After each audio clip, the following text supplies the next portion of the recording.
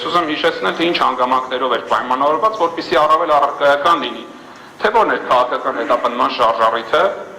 եւ ինչ հետաքրքրություն ունեին քաղաքական իշխանությունները գից իրավապահ մարմինները այս անձանց քրեական հետապնդման ենթարկելու համար։ Դեռևս 2024 թվականի մարտ ամսին Հայաստանի Հանրապետության վարչապետը մեկնել էր Տավուշի մարզի գյուղեր եւ բնակչությանը հարևան երկրի ագրեսիայի սպառնալիքով համոզում էր, որ անհրաժեշտ է Հայաստանի Հանրապետության ինքնիշխան տարածքներից հողեր փոխանցել։ Այնպիսի տարածքներից, որոնք ունեին Հայաստանի Հանրապետության պետական կադաստրի կողմից տրված վկայականներ, համարվում էին Հայաստանի Հանրապետության քաղաքացիների սեփականություն, այդպիսի տարածքներ պետք է հանձնվեին Ադրբեջանի Հանրապետությանը։ Եվ առաջին մարդկանցից Բագրատ Սրբազանն էր, ով դուրս եկավ այդ անարդարության դեմ։ Ընդ որում, երբ որ այս գործով անձանց դեմ մեղադրանք է բերված ահաբեկչության հանցակազմով, այդ հանցակազմը իրենից ինչ է ներկայացնում, հասարակության տարբեր խմբերին առողջության կյանքի սպառնալիքով որևիցե տեսակի վախ ներշնչելը, ահաբեկելը, որպեսզի կատարվի այս կամ այն պետական նշանակության գործողությունը։ Սա հանցակազմի դրսևորումներից մեկն է, ամբողջական չեմ սպառում։ Բայց եթե համեմատական անցկացնենք, հենց Հայաստանի Հանրապետության կառավարություն եւ իշխող ուժներ 2024 թվականի մարտին ահաբեկում Տավուշի բնակչությանը, ասելով, որ եթե համաձայն չեք լինելու ձեր սեփականությունը փոխանցել թշնամական պետությանը, ապա ձեր նկատմամբ տեղի ունենալու բռնություն,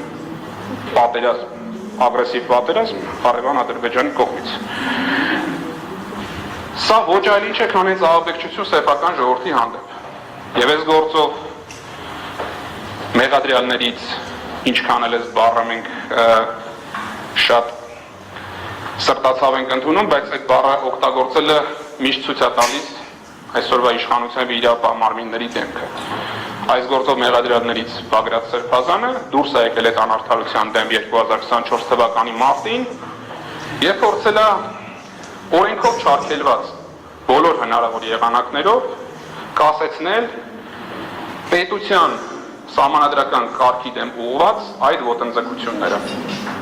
Հիշեցնեմ, որ այս գործով մեղադրանքը դատարան բերել է հենց դատախազության այն վարչության դատախազը, ում անմիջական պատասխանատվության ներքո է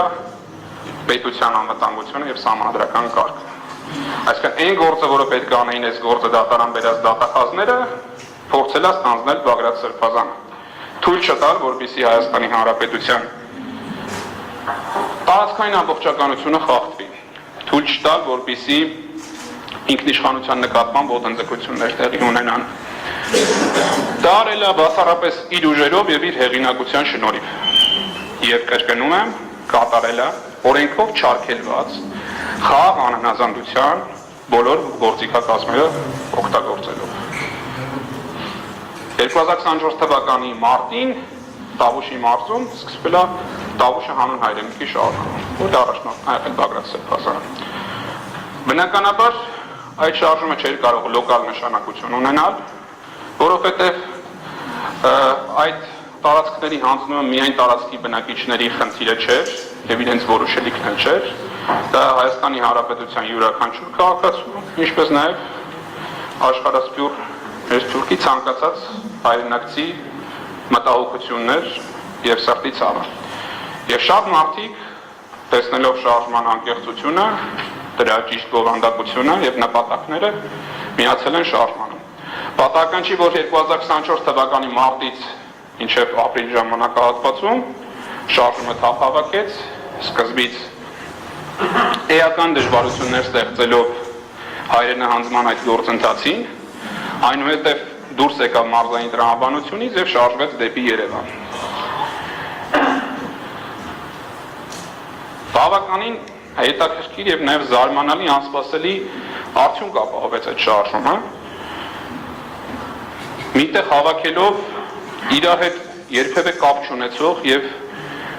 դժվար պատկերացնելի, որ այդ մարդիկ կարող են իրար կողք կանգնել Հայաստանի Հանրապետության գրեթե բոլոր քաղաքական ուժերին եւ հասարակական քաղաքական խմբերին։ 2024 թվականի մայիսի 9-ին տեղի ունեցավ 20 թվականի պատերազմից հետո ամենամարդաշատ հավաքը, որը իր բնույթով էլի է կրկին իր գործիքակազմով միանշանակ խաղաղ էր, իսկ իր բոլոր դժգոհությունների ակցիաները նախորդող փուլում ճանապարհին եւ Երևան քաղաքում դուրս չեն եկել խաղաղ անհնազանդության ակցիաների տրամաբանությունից եւ որևէ անձ չի տուժել ոչ հոգեպես, ոչ բարոյապես, ոչ ֆիզիկապես այդ գործողություններից։ 2024 թվականի մայիս ամսին վերջին տարիների եռուն քաղաքական գործընթացներն էին, որի կիզակետում էր Բագրատ Սրբազանը։ Հենց այս հանգամանքն է բնորոշում, որ վերջինս ակտիվ քաղաքական դերակատար է եղել Հայաստանի Հանրապետության կյանքում։ Բնականաբար Բագրատ Սրբազանը դասական իմաստով քաղաքական գործիչ չի, բայց ինչպես Հայաստանի Հանրապետության ցանկացած քաղաքացի, պատվախնդիր քաղաքացի եւ պատասխանատու քաղաքացի, ցանկացել է մասնակցել քաղաքականությանը եւ իր գաղափարները տարածել, փորձելով կասեցնել բոլոր արհավիրքները, որոնք այն ժամանակ սպառնացել են, հետագայում անդրադարձել են եւ հիմա էլ սպառնում են Հայաստանի Հանրապետությանը։ 2024 թվականի մայիսից հետո շարժվում է որոշակի ձևափոխումներից հետո նոր գործողություններ էր կատարում։ Սա գալիս ենք երկրորդ կուլմինացիոն կետին, որը ցույց է տալիս կորելացիան քաղաքական ակտիվության եւ քաղաքական հաշվեհարդարների։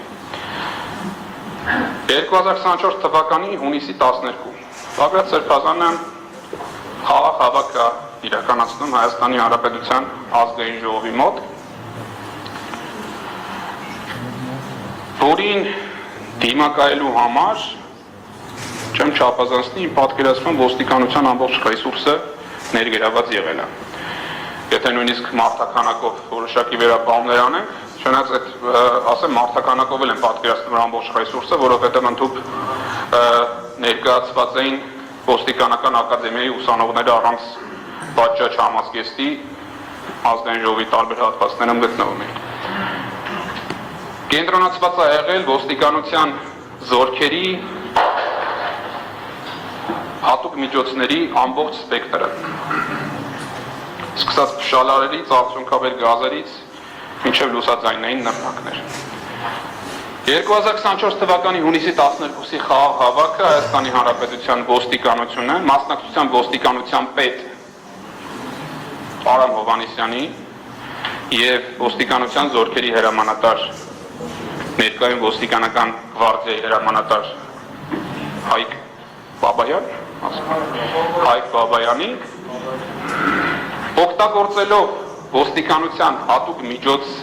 օրենքով չհամարվող, այստեղ ցիտում եմ մեր մեղադրանքից,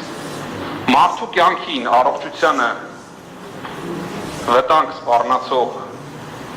հրավտանգ միջոց, լուսաձայնային նռնակ, որը իր ստանդարտով կիրառելի չի խաղաղ ցույցերի նկատմամբ կիրառելու համար, ուղղակի նռնականետել են խաղաղ ցուցարարներին, որոնց թվում եղել են ինչպես տղամարդիկ, այնպես էլ կանայք, մանկահասակ երեխաներ։ Առանձին թիրախավորում են ստացել նաև զանգվածային լրատվության միջոցների ներկայացուցիչները, ուղղակիորեն նրանց ուղղությամբ էլ նետվել են լուսաձայնային նռնակներ։